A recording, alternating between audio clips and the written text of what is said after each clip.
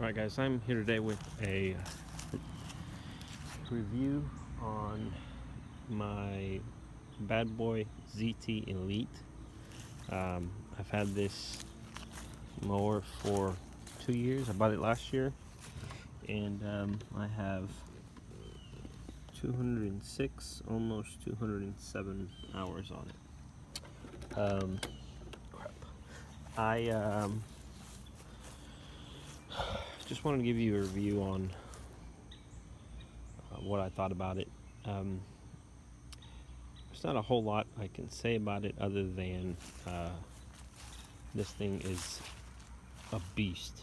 I wanted to get a commercial grade zero turn, but also not spend a ton of money.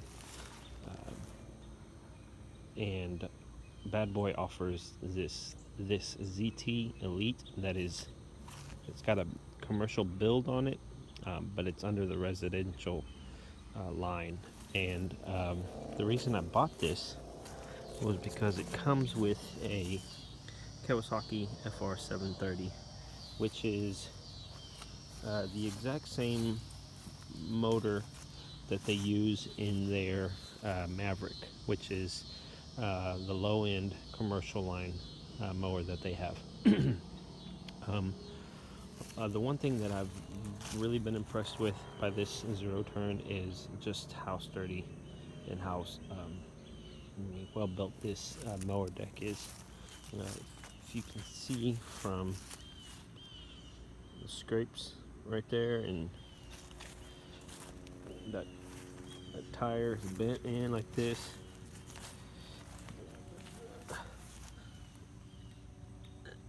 You see how that bracket is bent in. I have beaten the crap out of this mower deck and this mower. Just trying to get done mowing fast and thinking I'm gonna clear a tree or something, and actually get too close and just hit the tree. I think this thing goes like 7 miles or 8 miles an hour, but hitting it pretty much with that side of the mower deck. And basically all that happens, I would just jump off or bump off of it, and I would keep going with no damage to the spindles or no damage to the mower deck itself. It hasn't cracked, it hasn't bent or anything. This thing is just awesome. So I've loved that about it. That if I do accidentally hit something, which in my 2 years of owning this, I've hit a bunch of things, and it's all been on accident, just being dumb and not paying attention to where I'm going. And so I'm glad that I was able to have a mower deck that could withstand that torture. Obviously, I've also hit, the other thing I like is I've hit, there's no telling how many things with my blades. I've hit, tree trunks, I've hit roots, I think one time I hit a piece of rebar. I've hit a sidewalk that was uneven. I've hit all kinds of stuff with my blades, and these spindles have held up really good. I will say that this one on this side, I think it's a little bit off. It's starting not to spin as well. When I take the belt off and I spin them by hand, this one kind of stops a lot faster than the other ones. The other ones just keep going, and so there's something wrong with this one. But like I said, I've hit a ton of things with my blades, and I haven't had to replace the spindle, so I'm really impressed with this. Again, accidents happen when you're mowing, and this thing has really held up. I'll go ahead and tell you two things that I didn't like or don't like about this thing, but one of them you really can't do anything about, or I should have known better. So this hydraulic, it uses hydraulics to raise and lower the mower deck, and you just heard that popping sound. That's the sound it makes when it gets to the top or to the bottom.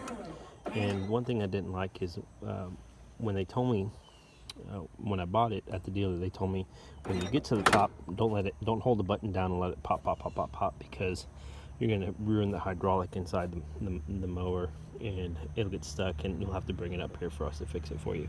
And so I just think it's dumb to put something like that knowing that it's, you know, capable of breaking. So anyways, but the other thing, I guess, like I said, there's not much I could have done about it, is the fact that when I do raise this or lower this, there's really nowhere to stop it at an exact height.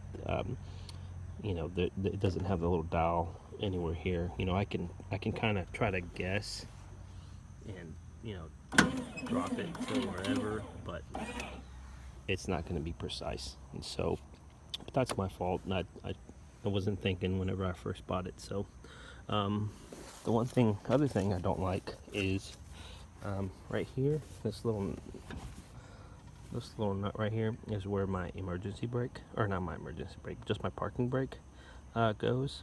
And one day when I went to go pull it back, it was just bent and it wouldn't work properly.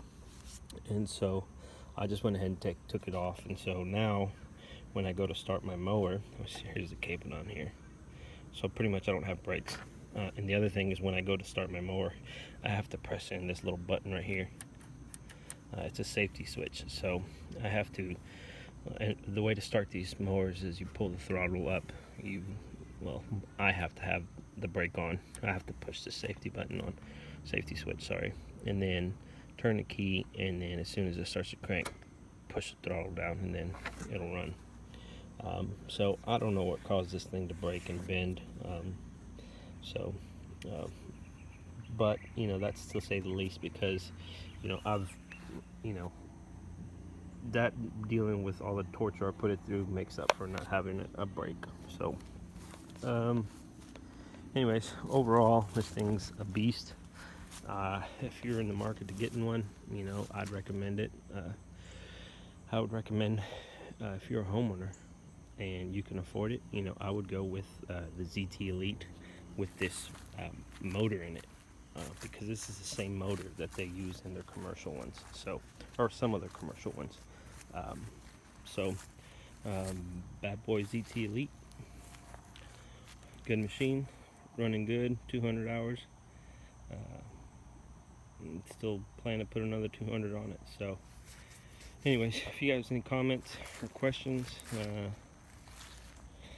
let me know. Send me a message or whatever, and I'll try to answer them. Thanks for watching, guys.